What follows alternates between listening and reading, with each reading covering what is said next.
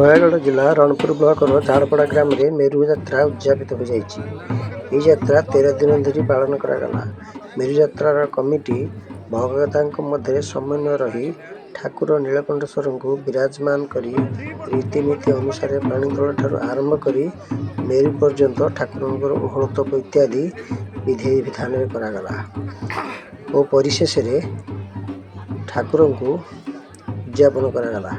ରଣପୁରରୁ ବିପିନ ପ୍ରରାଜ, ଓଡ଼ିଶା ନ୍ୟୁଜ୍।